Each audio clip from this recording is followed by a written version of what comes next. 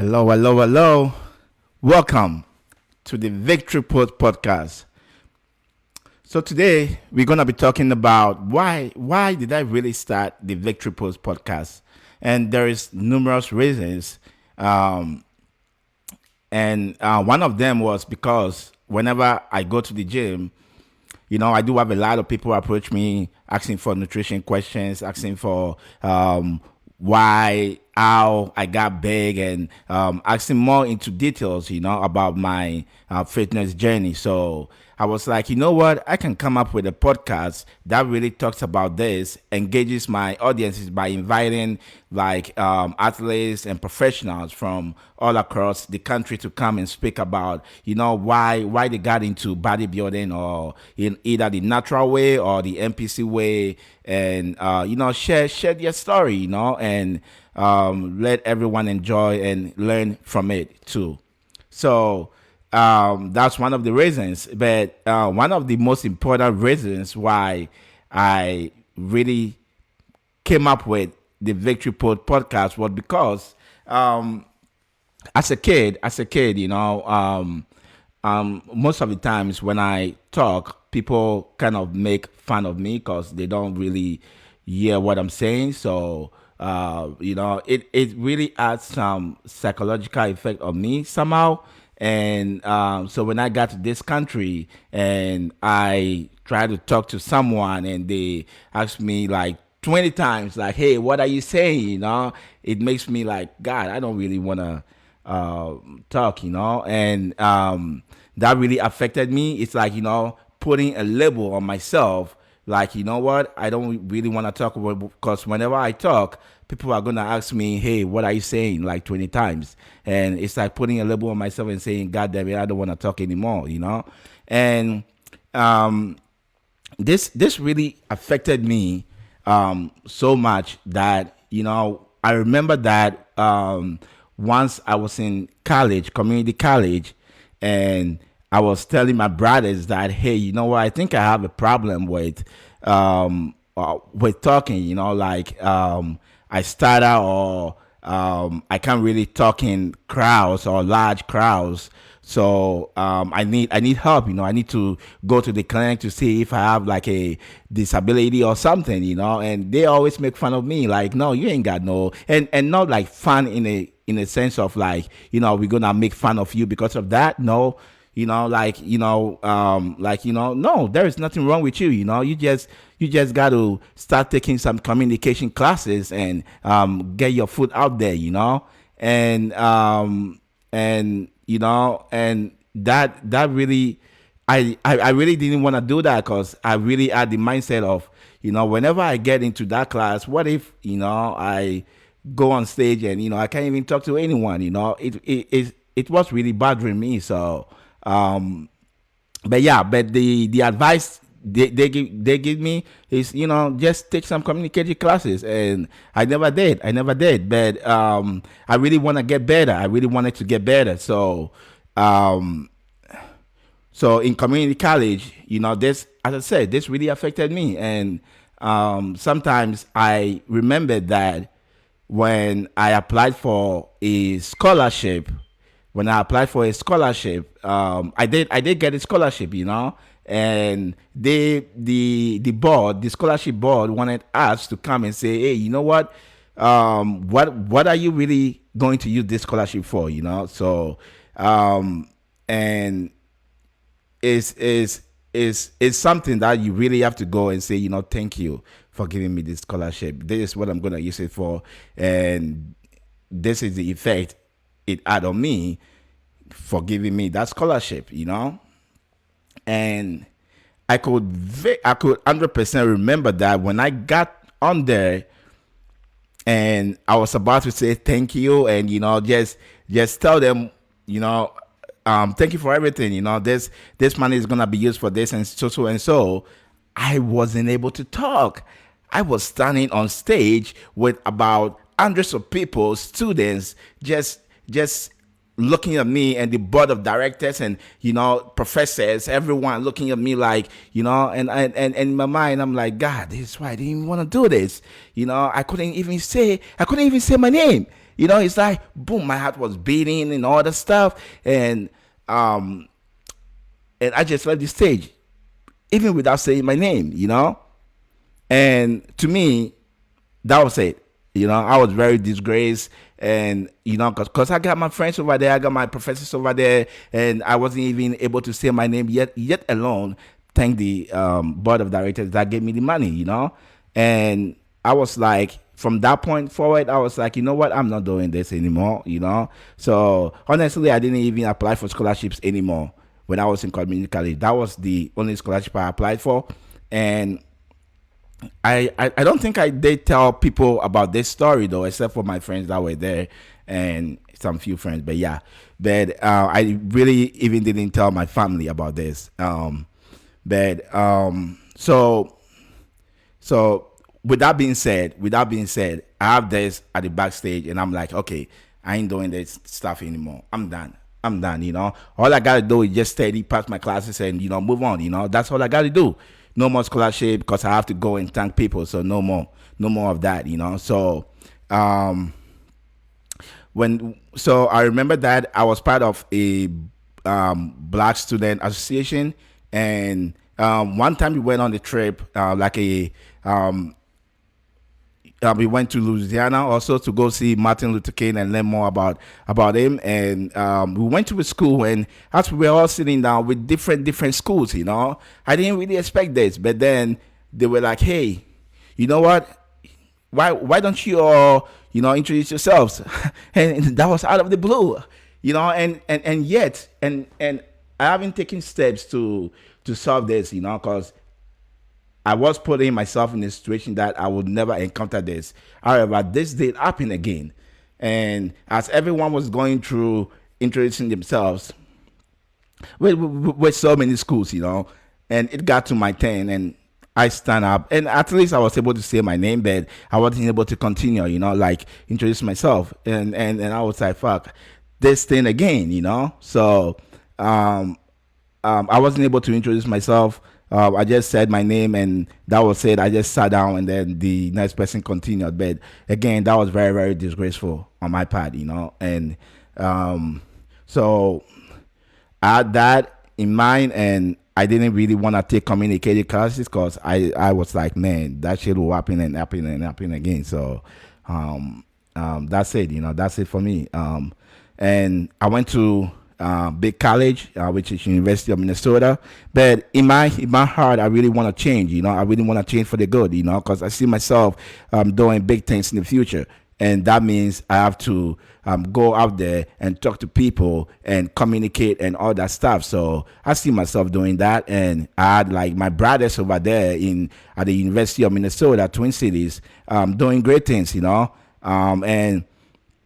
And I was like, yeah, I want to follow their footsteps. So when I got to the U, I did apply to become a board member of a multicultural STEM, which is science, technology, engineering, and math group. And when I got there, I was very, very determined, man. I was very, very determined to get this going and to not look back again. Just use my past as a learning experience, and just get out there. I wanted to be someone. So when I got there, I applied for that position, and that position was mainly what do we call it? It's called the Academic Excellence Chair. And with this Academic Excellence Chair, I was responsible for hosting events, bringing, talking, going out there and talking to different groups, like the Hispanic groups, the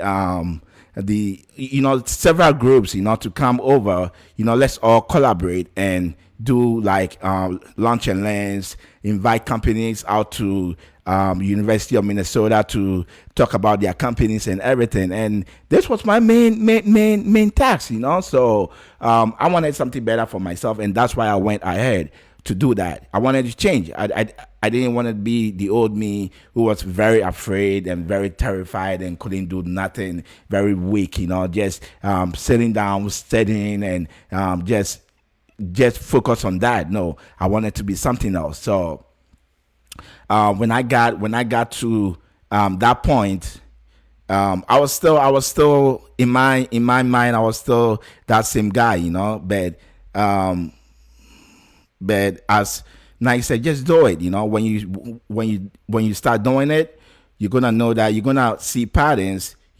Something that you ain't gonna like, and you're gonna try to resolve it because that's what you do now. You have to get better at it. So I just did it. I just went for it, and I started seeing very good changes. And I started, going out there talking to people, hosting events, inviting companies like Intel and Boeing and all those people on campus to talk about their jobs and all that stuff. Lunch and learn, inviting different people to come and just study, have fun and all that stuff. And I was very, very shocked with myself. And of course, sometimes I still think I have that kind of old me in me, but I'm still working towards it. Working hard to leave that behind me so I can be a champion. I can be a winner. And it takes so much to be a winner and champion. But when you get there, you're good. You set. Now you just have to learn and become more and become better and better and better and better at what you do. So yeah, so I was in the past I was very, very disgraced, and sometimes I couldn't even imagine what's going on in my mind. And one of my friends that um, was even at the what do we call it, at the presentation for the scholarship, when I did my when I did my when I introduced myself and why I really want to become an academic excellence chair for that group. After that, he came to me and he said, "Wow, you did very good job on this one as compared to when." And I was like, "Thank you." I've been working on it. Because it's something that I really wanted. So I took it head on. I took it head on. I'm like, if I continue to be this guy, I know I can make it. I know I can make it. So let me just go out there and just do it. Just do it. Just sign up for it. And just work my way through it. So that's what I did, and it's been an amazing journey. And if you ask me, that is the reason why I really came up with this podcast, because I wanted to continue being better. I wanted to invite people on here, look them straight in the eye and talk to them, ask them questions, just make fun and positive relationships. So that's the big reason, because then with this podcast, I get to interact with so many people, and that's something that's also going to help me grow. But yes, that is the ultimate main reason why I came up with this podcast, in order to grow in my social lifestyle. So I hope it's not too much. I hope you guys really enjoyed this section, and it's been fun. It's been fun. I can tell you, whenever I look back at the old me, I'm like, God, if I was still in that mentality, I would be fucked by now. So sometimes I look up to God and say, God, thank you very much. I look up to my brothers and I say, brothers, thank you for pushing me. Although we all make fun of ourselves, thank you still for pushing me in doing this. So it's been an amazing journey. And as I said, I always want to be a winner. I always want to be a champion, in everything I do. So when I got down to it, I just want to improve. I just want to improve.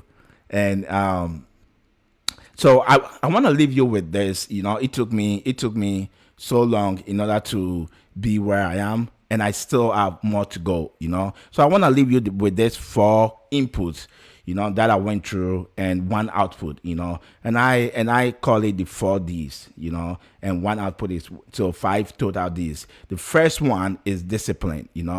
It took me time and time, to train myself in order to just go up there and talk. And although I still sometimes feel like, my old me can come, I shall it somewhere. I'm like, nah, you ain't coming out. I train myself for that. So discipline. And number two, that leads to driven, and of course we all know if you have drive, it's way more important to have motivation. Because if you don't have motivation, if you don't have someone to motivate you, if you don't have like YouTube to watch and get all your motivation from, you are screwed. So driven, you have to have that, and that comes with consistency. You have to be consistent in whatever you do. And the moment you start being consistent, man, that drive is there, man. That drive is like, God damn it, let's do it. Let's do it, And that leads to my number three, determination. Determination, man. Whenever you set a goal for yourself, you have to have the end goal in mind. Because if you don't have the end goal in mind, then what are you working towards, And the moment you have the end goal in mind, then yes, you will be able to work hard towards that end goal.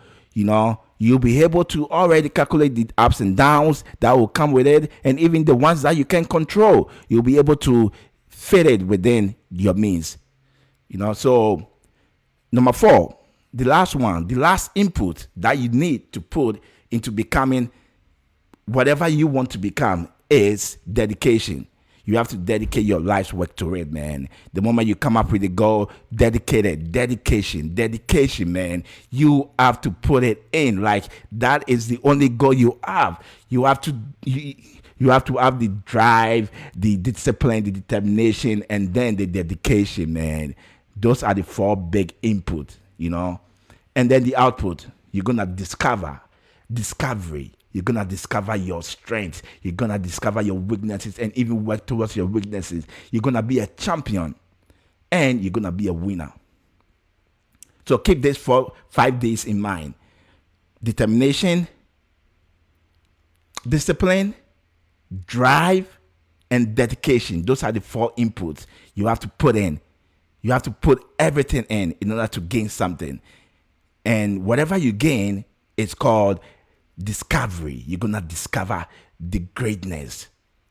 There are so many great motivational speakers, great entrepreneurs such as Andy Frisella, so many people, out there. And Andy Frisella, I say because he's one of my greatest motivational speakers and entrepreneurs, So I hope you learn a lot from this lesson, because I've been through a lot in the past.